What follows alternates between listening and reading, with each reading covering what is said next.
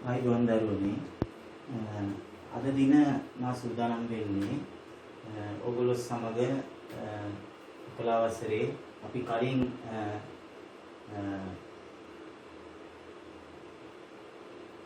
ඔයගොල්ලොත් එක්කලා සාකච්ඡා කරා චතුර්ථක සහ අන්තස් චතුර්ථක පරාසය සේවය පිළිබඳව. අද අපි සමූහිත දත්ත ඇසුරෙන් තියෙන වගුවකින් කොහොමද මේ චතුර්ථක සහ අන්තස් චතුර්ථක පරාසය සෙවීම පිළිබඳව අපි ඒ සඳහා මෙන්න මේ වගේ මේ ඇවිල්ලා අධ්‍යාපන අමාත්‍යාංශ විසින් සකස් කරපු පේපර් එකකින් හිතා ගන්න ලද්දා.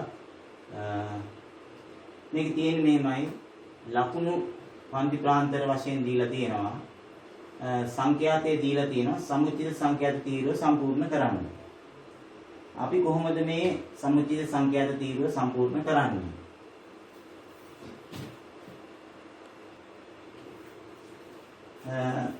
සංඛ්‍යාතයෙන් සමුච්චිත සංඛ්‍යාතයේ ලිවීමේදී අපි මේ සංඛ්‍යාතයට තියෙන මෙන්න මේ තුන සමුච්චිත සංඛ්‍යාතෙ ඉස්සෙල්ලම ලියමු. ඊට පස්සේ මතකද අපි අර කලින් පාඩමේදී හදපු අර වගුවක් ආශ්‍රයෙන් හදපු අන්තිම ගානේදී මේ තුනට මෙන්න මෙතන තියෙන ගාන එකතු වුණාම තමයි මෙතනට 9 එන්නේ. එහෙනම් මෙතනට එන්න ඕනේ කීයද? මෙතන සංඛ්‍යාතියට මෙතන 3 ලිව්වා. ඊට 3ට මේ ගාන එකතු වෙලානේ 9 හැදෙන්නේ. එතන මේ ස්ටෑන්ඩ් එන්නේ කීයද?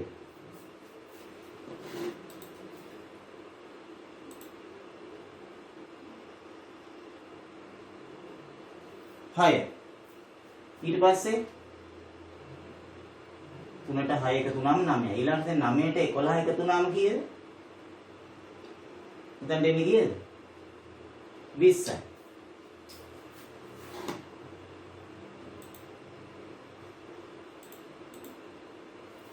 ඊට පස්සේ මේ 20ට මේ 14 එකතු වුණාම 34යි. ඊට මේ 34ට කීයක් එකතු වුණාමද 53 හැදෙන්නේ?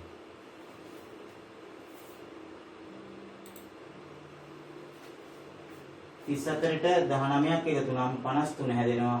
53ට 7ක් එකතු වුණාම කීයද? 53ට 7ක් එකතු වුණාම 60යි. ඒතර දැන් මොකද්ද මේ 60 තේරුම? මේ ඔක්කොගෙම එකතුව. මේ 53 තේරුම මොකද්ද? මෙතෙල්ල මෙන්න මෙතනට තියෙන ටික එකතුව. ඒතර මේ 20 මොකද්ද? මෙන්න මේ තුනේ එකතුව. ඒතර මේ සමුච්චිත සංඛ්‍යාත තීරුව ඔය විදිහට සම්පූර්ණ කරනවා. ඒතර මෙතනදී ලකුණු හම් වෙලා තියෙන්නේ මේ හිස්තැන් 4 පිරවීමට සම්පූර්ණ මේ තීරුවම පුරවන්න දීලා නැහැ. ඊට පස්සේ බලමු අපි දෙවෙනි කොටස මොකක්ද කියලා. දැන් දෙවෙනි කොටසෙන් කියනවා වගුවේ තොරතුරු ඇසුරෙන් සුදුසු පරිමාණයක්ගෙන දී ඇති කණ්ඩාංග තලයේ මත සමුච්චිත සංඛ්‍යාත වක්‍රය ඇඳීම. ඒතර දැන් මෙතනදී වක්‍රය ඇඳීමේදී අපිට දැන් කණ්ඩාංක ඕනේ. අක්ෂ දෙකක් තියෙනවා. අක්ෂ දෙක මොකද්ද? खंडांके කොහොමද ගන්නෙ? එහෙනම් හොඳට බලන්න මේ අපි කියනවා මේ පන්ති ප්‍රාන්තරයේ බිඳුව කියන්නේ පහළ සීමාව 10 කියන්නේ ඉහළ සීමාව. එතකොට අපි खंडांके ගන්නෙ සමුච්චිත සංඛ්‍යාතයත් එක්ක මොකද්ද?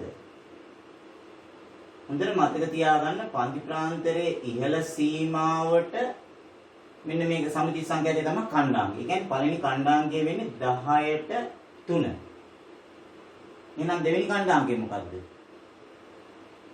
20ට 9. මේ විදිහට බලන්න.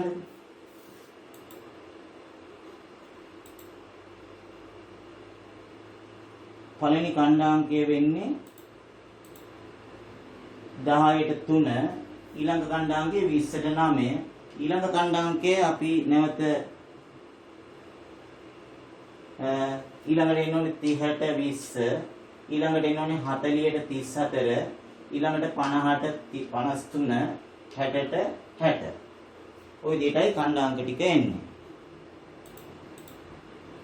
හරි කිව්වේ මේ අපි ඒ ඛණ්ඩාංක ටික මම මෙතනට අරන් දියන. ඊට පස්සේ දැන් මේකේ අක්ෂ දෙක මොකද්ද? මේ ඛණ්ඩාංග තලයේ අක්ෂ දෙක මොකද්ද? එතකොට අපි 10ට 3 නේ ලකුණු කරන්නේ 10ට මෙහෙන් 3 ලකුණු කරන්නේ. එතකොට 10 කියන්නේ මොකද්ද? 3 කියන්නේ මොකද්ද? සමුචිත සංඛ්‍යාතය තමයි 3. එහෙනම් මෙන්න මේ තීරුවට එන්න ඕනේ සමුචිත සංඛ්‍යාතය. මේ තීරුවට එන්න ඕනේ ලකුණු. දැන් ලකුණු 10 20 30 40 60 දක්වා තියෙනවා. ඒතර ඔයගොල්ලන්ට ප්‍රස්ථාර පොලයක් මේකට විභාගෙදි සපයාගත්ත හැකි අනිවාර්යෙන්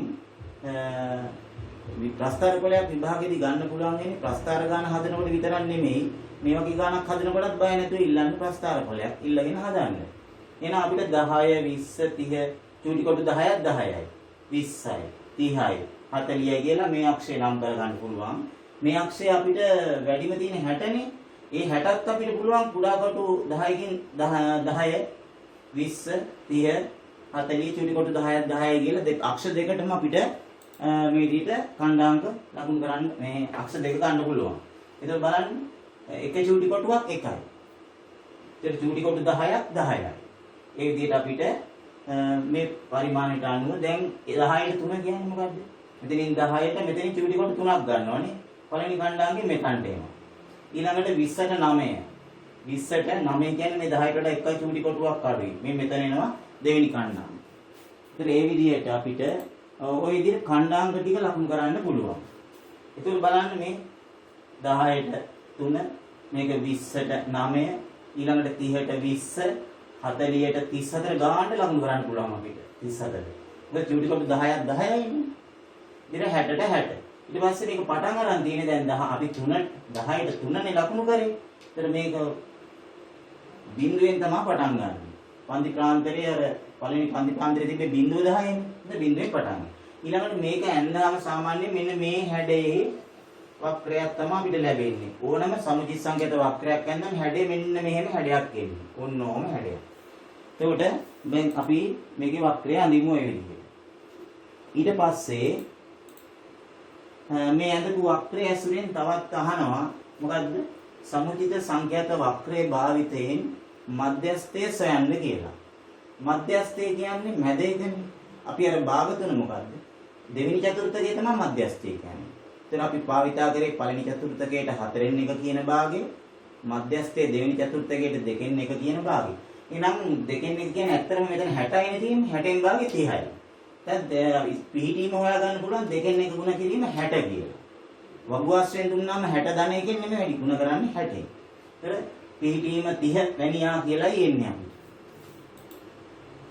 මේ පිහිටීම 30 වැනියා. 60 2න් 1 ගුණ කරා. ඊට 30 වැනියා අපි දැන් මේක මධ්‍යස්ථය ගන්න මෙමෙයි දැන් 30 වැනියාට මෙතනනේ. මෙන්න මෙතනින් අපි මෙහෙම ඉරක් ඇඳලා මෙතනින් ලම්බකයක් පහළට දා ගන්නවා. ඒතර මෙන්න මෙතන එනාගේ තමයි දෙවෙනි චතුර්ථකය වෙන්නේ. ඔය විදිහට. එහෙනම් බලන්න හරියටම චූටි කොටු ගණන් කරලා ඇඳුවොත් එහෙම 30යි 35ට වඩා චූටි කොටු කීයක් එහානින්ද තියෙන්නේ? උත්තරේ කීයද? 30 මෙතන බලන්න 37යි 38යි අතර තමයි මේ ඉර ඇවිල්ලා තියෙන්නේ. ඒ කියන්නේ 37ටත් ලකුණු තියෙනවා 38ටත් ලකුණු තියෙනවා. ඉතින් 37.5 කියලා කවුරු හරි ළමෙක් ලකුණු කරලා තිබ්බනම් උත්තරේ ඒකත් අපි නිවැරදි පිළිතුර හැටියට බාර ගන්නවා. මොකද හේතුව මේ වගේ එකකදී ධන හෝ ඍණ එකක්. ඒ කියන්නේ හරි උත්තරයට වඩා එකක් වැඩි වුණත් එකක් අඩු වුණත් ලකුණු තියෙනවා ඔයගොල්ලන්ට. ඊළඟට අපි බලමු මේ ප්‍රස්ථාරයේ ඇසුරෙන් මෙන්න මෙහෙම ප්‍රශ්නයක් අහනවා. මේකේ අහන්නේ ළමයි පළවෙනි චතුර්ථකයේ කීයද තුන්වෙනි චතුර්ථකයේ කීයද අන්තස් චතුර්ථක පරාසය කිව් තුනෙන් කිව් එක අඩු කරලා. මේකේ අහන්නේ අමුතු විදිහකට ප්‍රශ්නයක්. මෙම පරීක්ෂණයෙන් ශිෂ්‍යයන් 140ක් ශිෂ්‍යයන් 140ක් අසමත් වූයේ නම් ශිෂ්‍යයන්ගෙන් 140ක් අසමත් වූයේ නම් විභාගයේ සමත් කරන ලද්දේ කුමන ලකුණට වඩා වැඩියෙන්ගත් අයදැයි මේ වක්‍රයෙන් හොයන්න වෙනවා. ඒතකොට බලන්න ළමයි කී දෙනෙක් ඉන්නවද කියලා ඔක්කොම මේ අසමත් වෙච්ච ළමයි ගන්න හොයන්න පුළුවන් මුළු ශිෂ්‍යයන්ගේ 140ක්නේ. ඒ කියන්නේ මුළු ශිෂ්‍යයෝ 60ක් ඉන්නවා. 60න් 140ක් ළමයි කීයද කියලා හොයාගන්න ඕනේ. 60න් 140ක්. දැන් බලන්න මේ බිංදු දෙකට මේ බිංදුවයි කැපුණාම 6 වරක් 4 24යි. ඒතකොට ශිෂ්‍යයෝ 24 දෙනෙක් අසමත් වෙලා. ළමයින්ගේ ශිෂ්‍යයෝ 24 දෙනෙක් අසමත් වෙලා. මට දැන් කියන්න මේ 24 දෙනා ඉන්නේ කොයි හරියද? සමත් වෙච්ච අය කොයි හරියද? අසමත් වෙච්ච අය කොයි හරියද? ලකුණු අඩුවෙන් ගත්ත ළමයිනේ අසමත් වෙන්නේ. ලකුණු වැඩියෙන් ගත්ත ළමයි සමත් වෙනවා. එහෙනම් මේ 24 දෙනා මෙහෙන් ඉන්නේ. එහෙනම් 20යි 21 22 23 24 මේ මෙතනනේ. එහෙනම් අපිට තියෙන්නේ ඇත්තට මේ මොකක්ද අහලා තියෙන්නේ පළවෙනි චතුර්ථකයක් ගැන තමයි අහලා තියෙන්නේ. එහෙමනම් මේ 24 දෙනා මෙන්න ඒ කියන්නේ පහළ 24 දෙනා.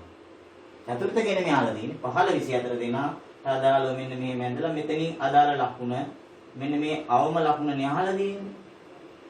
කුමන ලකුණට වඩා වැඩියෙන් ගත්තා. ඒ කියන්නේ මෙන්න මෙතන ලකුණට වඩා වැඩියෙන් ගත්තා කියලා අපිට හොයාගන්න පුළුවන්. බලන්න මේ විදිහට අපි මේ 24 තියෙන තැනින් අපි මෙහෙම රේඛාවක් ඇඳලා මෙහෙම ලම්බ. මෙතන එනකොට ලකුණු කීයද කියලා මෙතනින් එනවම ලකුණ. 30ට වඩා චුට්ටක් වැඩි චූටි කොටු කීයක් වැඩිද? ඔයගලන්ට ප්‍රස්තාරය ඇඳලා බලන්න පුළුවන්. සමත් වීමට නම් ලකුණු 33ට වඩා ගත යුතු වීම. ඒ කියන්නේ හරියනේ මේ චූටි කොටු 3ක් එහායින් තියෙන්නේ. 33ට වඩා වැඩියෙන් ගත්තොත් අපිට මේ ප්‍රශ්නයට උත්තරේ කුමන ලකුණට වඩා වැඩියෙන් ගත්තයිද ඉන්නේ හොයන්න තියෙන්නේ. ඔය විදිහට ඉවර කරන්න පුළුවන්.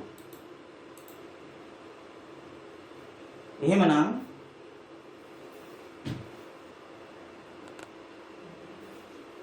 ළමයි මේ තියෙන්නේ ඒ වගේම අධ්‍යාපන අමාත්‍යාංශය විසින් ඔයගොල්ලන්ට පසුගිය අවුරුද්දක ඉදිරිපත් කළ තවත් ප්‍රශ්න පත්‍රයකින් මම හදපු ප්‍රසන්ටේෂන් එකක්.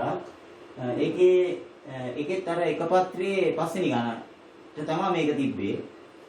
බර ඉසිලීමේ තරගයක් සඳහා පුහුණු සංචිතයට ක්‍රීඩකයන් තෝරා ගැනීමේදී ඔවුන් ඉසිලු බර ප්‍රමාණය පිළිබඳ තොරතුරු තමයි මේ තියෙන්නේ.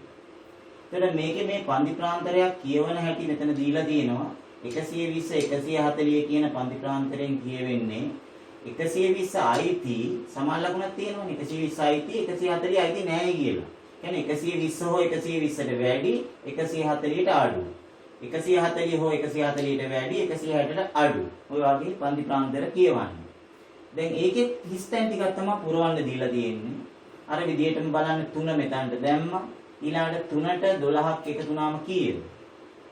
3ට 12ක් එකතු වුණාම 12 3යි 15. ඊළඟට මේ මෙතන 15නේ. මේ 15ට 11ක් එකතු වුණාම කීයද? 15ට 11ක් එකතු වුණාම 26යි. ඊළඟට 26ට 9ක් එකතු වුණාම කීයද? 35. 35ට කීයක් එකතු වුණාමද 40 හැදෙන්නේ? 35ට 5ක් එකතු වුණාම 40. ඉතින් අර ඉස්සෙල්ලා ගානේ වගේම දැන් මම මේක හිස්තැන් පුරවන්න දිනවා. ඊට පස්සේ මේ සමුජ්ජි සංඛ්‍යාත වක්‍රයක් හඳින්න තියෙනවා. අර විදිහටම ඛණ්ඩාංග ගන්නෙ කොහොමද? පන්ති පාන්තරයේ ඉහළ සීමාව 140ට 3. ඊළඟට මෙතන 160ට 15. ওই විදිහට ඛණ්ඩාංග ටික ගන්න පුළුවන් නේද අපිට? බලන්න 140ට 3 ඛණ්ඩාංගේ ගන්න පුළුවන්. ඒ වගේම 160ට 15. 180ට 26. 200ට 35. 220ට 40. දැන් මේකෙදී පළවෙනි පන්ති ප්‍රාන්තරය 120 140 අපි 140ටනේ ගත්තේ. එහෙනම් පටන් ගන්න මතක තියාගන්න 120. හරි අර ඉස්සෙල්ලේගේ බිඳුව 10 තියදී 10ට ඛණ්ඩාංකي ගත්තාම බිඳුවෙන් අපි ප්‍රස්තාරේ පටන් ගත්තා. මෙතන ඔන්න ඒකත් මතක තියාගන්න 120 140 පන්ති ප්‍රාන්තරයේ ඛණ්ඩාංකය කියන්නේ 140ට 3 පටන් ගත්ත දැන් 120ත් මතක තියාගන්න. දැන් බලන්න අර ඛණ්ඩාංග ටික අතන තියෙනවා. දැන් මේකේ ලකුණු කරන්නත් ලේසි. මෙතනදී 120 140 160 180 200 220 බාර කිලෝග්‍රෑම් කියලා ලකුණු කරන්න ඕනේ අක්ෂය අනිවාර්යෙන්. ඊළඟට සමුජ්ජි සංඛ්‍යාත තීරුව අපිට වැඩිම තියෙන්නේ 40 හින්දා 10 20 30 40 කියලා ගත්තා. නැත්නම් පළවෙනි ඛණ්ඩාංග 140ට 3. 140ට 3. 3 කියන්නේ මෙතන චූටි කොට 3ක් උඩින් එන්නේ නේ. ඔය විදිහට අපිට මේ ඛණ්ඩාංග ටික ලකුණු කරන්න පුළුවන්. 140ට 3 ඊළඟට 160ට 15 ඊළඟට 180ට 26 ඊළඟට 200ට 35 මෙතන ඉතින් ඛණ්ඩාංග ඊට පස්සේ 220ට 40 ඔය විදිහට යා කරාම අර හැඩේ මේ පටන් ගන්න 120 න් හරිද මේ මෙතන පොඩ්ඩක් හකුලවල තියෙනවා පේනවා. ඔන්න හකුලවල. මේ විදිහට ඔන්නෝම පොඩ්ඩක් හකුලන්නේ මොකද අපි මේ බිඳුවේ ඉඳලා 110ට අපි ලියලා නැති ඉඳන් මෙතන චුට්ටක් අර හකුලවනවා. ඒක ජාලරයේදීත් මම ඔයගොල්ලන්ට පැහැදිලි කරලා කිව්වා. දැන් අහනවා මෙම ව්‍යාප්තියේ මධ්‍යස්ථය කීයද? එතකොට බලන්න මධ්‍යස්ථය හොයන්නේ කොහොමද? ඔක්කොම 40 දෙනෙක් ඉන්නවා. එහෙනම් මේ 40 හරි මැද 20. පිහිටීම හොයනවා නම් දෙකෙන් එක ගුණ කිරීම 40. එතකොට 20 වෙනියා කියලා එනවා. එහෙනම් 20 වෙනියට අදාළ ලකුණ මේ බර තමයි හොයන්න ඕනේ. මේ 20 වෙනියට අදාළ බර වෙන්නේ මේ මෙතන අගය. 160යි 180යි මැද වගේ තියෙන්නේ. හරියට චූටි කොටු වලින් ගණන් කරලා ගත්තොත් උත්තරය 170යි කිලෝග්‍රෑම් කියලා අපිට ලැබෙනවා. එහෙනම් බලමු මේකේ ඊළඟ කොටසෙන් මොකක්ද දාන්නේ කියලා. ඊළඟ කොටසෙනුත් අර එකපාරම චතුර්ථක අහන්නේ නැහැ. පළවෙනි චතුර්ථකයේ තුන්වෙනි චතුර්ථකයේ හොයලා අන්තස් චතුර්ථක පරාස. ඒකත් අමුතු විදිහකට අහන ප්‍රශ්න. ඉහළම බර ඉසුළු. ඒ කියන්නේ වැඩිම බර ඉසුළු 125. කට්ටියගෙන් 125 පුහුණු සංකේතයට බඳවා ගනිනවා. එසේ තෝරා ගන්නා ලද ක්‍රීඩකයේ ඉසුළු අවම බර කීයද? අවම බර අහන්නේ. එහෙනම් ඔක්කොම කට්ටියගෙන් 125ක් මේ පුහුණු සංකේතයට යවන්නේ. ඒ යවන්නේ අඩු බර උස්සපු අය නෙමෙයි වැඩි බර උස්සපු අයනේ. එහෙනම් අපි මේ 40 දෙනාගෙන් 125ක් කොච්චරක්ද කියලා හොයලා බලමු නේද? කී දෙනෙක්ද කියලා? 40න් 125 කියන්නේ ඇත්තටම 4න් එකයි. අය කියන්නේ 10 දෙනයි. එතකොට මේ 10 දෙනා පුහුණු සංකේතයට යවන මේ 10 දෙනා ඉන්නේ උඩම හරියේද යටම හරියේද? මේ යටම හරියේ ඉන්නේ මේ අඩු බර උසලපු අය නේ. අඩු බර උසලපු අය. එහෙනම් වැඩි බර උසලපු අය ඉන්නේ මේ ඉහළ. මේ ඉහළම 10 දෙනා තමයි පුහුණු සංකේතයට යන්නේ. තේරුණාද? මේ 10 දෙනා නෙමෙයි. මේ 10 දෙනා ගෙදර. මේ 10 දෙනා තමයි පුහුණු සංකේතයට යවන්නේ. එහෙනම් ඒ 10 දෙනා ඉසුළු අවම බර අහනවා නම් මේ මෙතනින් රේඛාවක් ඇඳලා මෙහෙම ගන්න ඕනේ එයා ඉසුළු බර. දැන් තේරුණාද?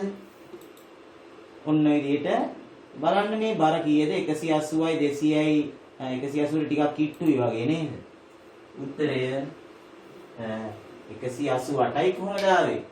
මෙතන ළමයි චූටි කොටු 10ක් නෙමෙයි මේ චූටි කොටු 10කින් 20ක් නේ නිරූපණය වෙලා තියෙන 121 කියන්නේ 20ක්. ඒතර එක චූටි කොටුවක් කියන්නේ දෙකයිනේ. චූටි කොටු 10ක් කියන්නේ පරතරයේ 20යිනේ. ඒතර එක චූටි කොටුවක් දෙකයි. එහෙනම් මෙතන චූටි කොටු 4ක් තියෙනවා. ඒ 4ට 8ක්නේ 188 හැදිලා තියෙන්නේ මේ විදිහට. හරිද? එතකොට එහෙමනම් අවම බර වෙන්නේ කිලෝග්‍රෑම් 188යි. එහෙමනම් ළමයි අද දවසේ ඕගොල්ලන්ට මම චතුර්ථක අන්තස් චතුර්ථක මෙතනදී අන්තස් චතුර්ථක පරාස හොයන්න ආවේ නෑ. මේ ගණන් දෙකේම අද ඉතින් ඕගොල්ලන්ට තියෙන්නේ පළවෙනි චතුර්ථකයේ ඇහුවා නම් මොකද කරන්නේ? අර 40 4න් එක 40න් ගුණ කරලා 10 නෙන්නේ. එතකොට බලන්න මේ හැවිල්ලා තියෙන ඇත්තටම මොකද්ද පළවෙනි චතුර්ථකය? තුන්වෙනි චතුර්ථකයේ ඇහුවා නම් මොකද කරන්නේ? මේ ඇවිල්ලා තියෙන්නේ වැඩිම 10 දෙනා. මේ තුන්වෙනි චතුර්ථකයේ ඇවිල්ලා තියෙන්නේ. කොහොමද ගන්නෙ? 4න් 3 40න් ගුණ කරලා. එතකොට එන්නේ 10යිනේ. මේ 40 4න් 3න් ගුණ කරාම එන්නේ 30යි. එතකොට මේවල 30 තමන්ද? එතකොට පළවෙනි චතුර්ථකයේ 40 4න් එකෙන් ගුණ කරාම එතකොට 10යි එන්නේ. එතකොට මෙතන තමයි පළවෙනි චතුර්ථකය. හරි කිව්තුනේ කිව්වේ කාඩු කරලා උත්තර ගන්න. අන්න ඒ විදිහට ඉස්සෙල්ලගෙත් කරන්න පුළුවන්.